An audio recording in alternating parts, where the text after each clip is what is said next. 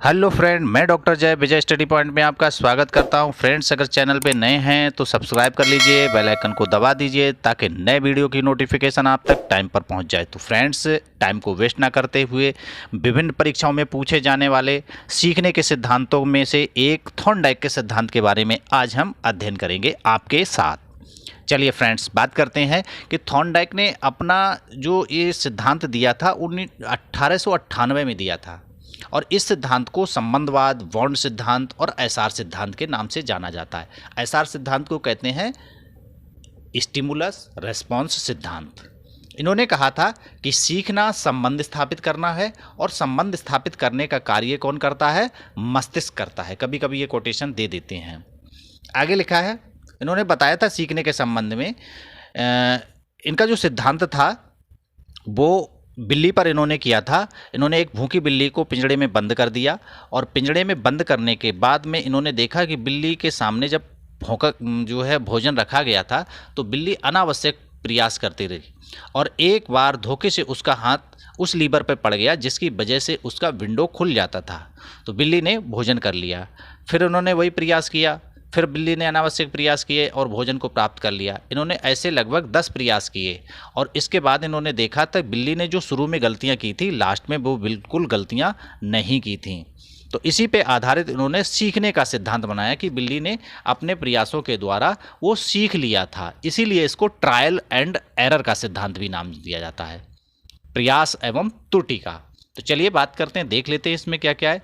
तो इन्होंने कहा था कि जब कोई उद्दीपक किसी प्राणी के समक्ष उपस्थित होता है तो वह उसके प्रति बार बार प्रतिक्रिया करता है। प्रतिक्रिया के सही और संतोषजनक होने पर उसका संबंध उस विशेष उद्दीपक से जुड़ जाता है जिसके कारण प्रतिक्रिया की गई थी, और उसके परिणामों की संतुष्टि से बंधन मजबूत तथा असंतुष्टि से बंधन कमजोर हो जाता है। इन्होंने बिल्ली, चूहा, मुर्गियों पर अपने अध्ययन किए थे। तो आप देख लेते हैं, इन्होंने अपने इस लर्निंग प्रोसेस में 7 स्टेप बताए हैं। फ्रेंड्स, इससे संबंधित मैंने इनके नियमों में भी कुछ चीज़ें बता दी हैं, जिसका डिस्क्रिप्शन बॉक्स में मैं लिंक दे दूंगा। अगर आप चाहें तो उसे देख लें, आपको और भी इजी हो जाएगा, क्योंकि उसमें ट्रिक के द्वारा मैंने बताया। चूँकि यहाँ पे वीडियो लंबा होने की वजह से मैं थोड़ा संक्षेप में ही बताने का प्रयास करूँगा।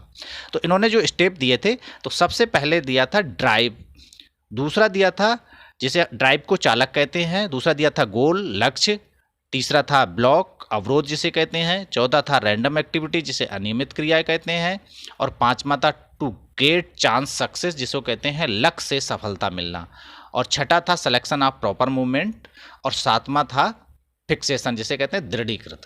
अब फ्रेंड्स बात कर लेते हैं। अब देखिए, यहाँ पर ड्राइव जो है, चूँकि बिल्ली भूखी थी तो भूखी होने के कारण उसके अंदर जो है भूख ड्राइव उत्पन्न हुआ।